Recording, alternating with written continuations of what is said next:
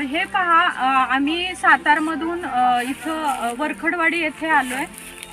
शहीद डॉक्टर नरेंद्र दाभोलकरांना जाऊन 11 वर्ष झाले त्यांचा खून करून, आणि आत्ता कुठे त्यांचे मारेकरी सापडलेले आहेत आणि त्यांच्यावर त्यांना जन्मठेपेची शिक्षा झालेली आहे। आणि हे असे आघोरी प्रकार घडू नयेत यासाठी त्यांनी आपलं अख्खं आयुष्य वेचलं आणि काम करत असतानाच त्यांचा खून केला। ही खूप वाईट गोष्ट आहे आणि समाजासाठी त्यांनी काम केलं। तर वाईपासून इथं 4 किलोमीटरवर वरखडवाडी आहे आणि वरखडवाडीपासून 1.5 किलोमीटरवर इथं एक असलं माळासारखं ठिकाण आहे आणि बाजूला सगळी झाडी आहे, तुम्ही पाहू शकत असाल, आणि सगळा डोंगर आहे। आणि त्या ठिकाणी जवळजवळ लांबी 6 फूट आहे या खड्ड्याची आणि रुंदी आहे ती 5 फूट आहे आणि खोली आहे ती 4 ते 5 फूट आहे।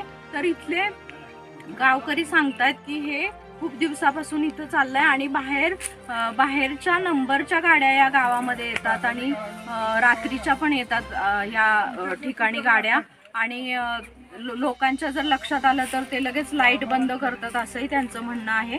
आणि ह्या खड्ड्याच्या बाजूलाच एक लिंबू, बांगड्या आणि हळकुंड असं ठेवलेलं आहे आणि या खड्ड्याच्या जवळ पण होतं ते। आता पावसामुळे तिथं नाहीये, खूप मोठा पाऊस झाला, खड्डा पण आणखी खोल होता, पुन्हा त्याच्यावर माती पडली आणि हा प्रकार अनिष्ट प्रथा, अघोरी प्रथा असाच आहे।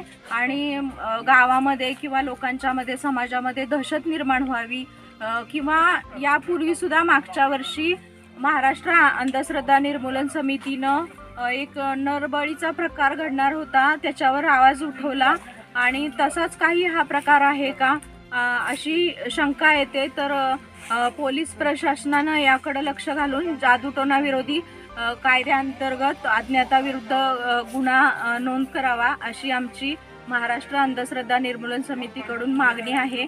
आणि हा प्रकार जो आहे तो डॉक्टर हमीद दाभोलकर यांच्या कानावर गेला आणि त्यांची टीम म्हणूनच आम्ही इथं आलो।